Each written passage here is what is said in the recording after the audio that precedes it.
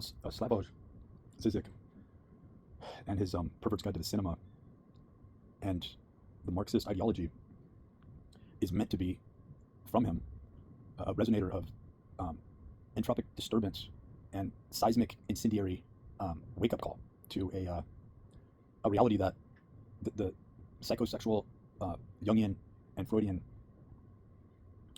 Edward Bernays-style propagandism is, in fact, a model that is being sold to us through this cymatic psychosexual disturbance.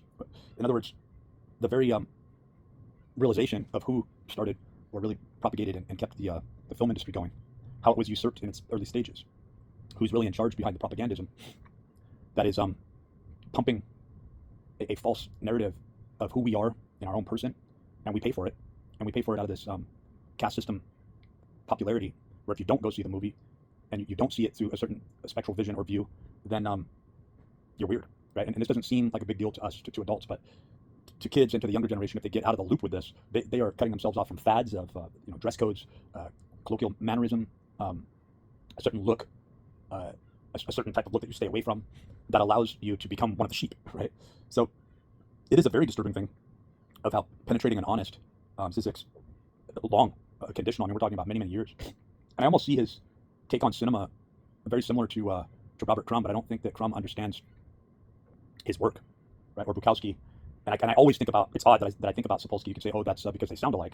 But the truth be told is that I really believe that recognizing a complete and total lapse or lack of free will, and to say, no, I don't have to identify it because I can't see it, but I see through this gravity well that something is missing here, right? As far as the information of where the heck did the prompts come from,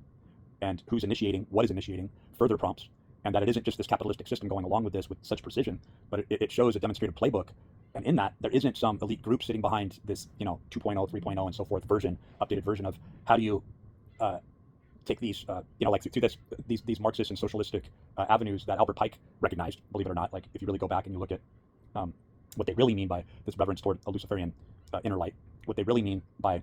understanding that the Islamic traditions and philosophies and faiths would intercede and take over and show a mocking attribute toward Christianity and all religions, and that inevitably they would all burn together, encased in this wrapper of falsity, right? But that what we once relied on as to say that's the monster over there, that's the grotesque thing, we now have to look at ourselves and go, what made me into the monster? What made you into the monster? What shaped you from this allostatic, biosemiotic, electromagnetic pathway that inhibited you from recognizing or practicing principles when you know that's the thing that's missing in your life, right? And that there's no altar that you can go to, there's no place that you can go on God's green earth, and hearkening back to the law, Allah, the Bible as it is, being supported through law, as to say that this is my God-given right, when you invoke your own rights as a sovereign, right? And that there are no laws based around taxation, that you don't have to pay taxes, that you never had to pay taxes, and that the entire system was rigged and even more so taken over by one, and this was all pre-planned, this was all part of the playbook, right? But when we talk about the playbook, we're talking about an algorithmic prompt that's coming from a protocol of codified direction, right? That has the sheep running from one cliffside to the other and remaining in fear, right?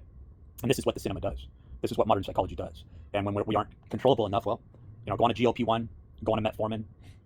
go on any Lupron, or go on something that's entirely going to take away that hormonal prompt or that subset that got you to think rationalistically in the first place. And then you scratch your head and you ask yourself, well, I could have lost more weight, I could have gotten my hormones right, I could have gotten my psychology under control. At least when we say control, at least I would understand this margin of sway and what to avoid, and where I could conditionally control a subset or some area of this deviation, because that's really what we're talking about. We're talking about variance and invariance, right? And I think scientists have hidden their heads away from this and started to use other terms. I was talking about that in a past video, where it's hard for them to actually academically look at this and go, well, no, this is a variant pattern we're looking at, and we're hard pressed to find anything nowadays that is invariant on any level, that cannot be changed, doesn't go through any shifting patterns, remains the same, stays in a stable orbit. There's alarms going off all over the place, to the point where the absurdism, people will look to someone like Camus toward the existential to find the answers, knowing that they're never going to find the answers outside on the veneer, with just merely being able to laugh and smoke their vapes and think of things, think of there being an outside and an inside, when they know that veneer has completely been crushed, right? And that's been done systematically, pharmaceutically, and it's in the water, it's in the air, it's all around us, it's in the nano bits of information that circulate around in our brains and in our beings with our very language models and our idioms, right? So Zizek's informal command of understanding cinema and breaking it down in such a way from a communistic perspective really gives rise to the fact that if this is the most rational person there is, and this is one of the only people that we could say is invariant, then what the fuck is going on here?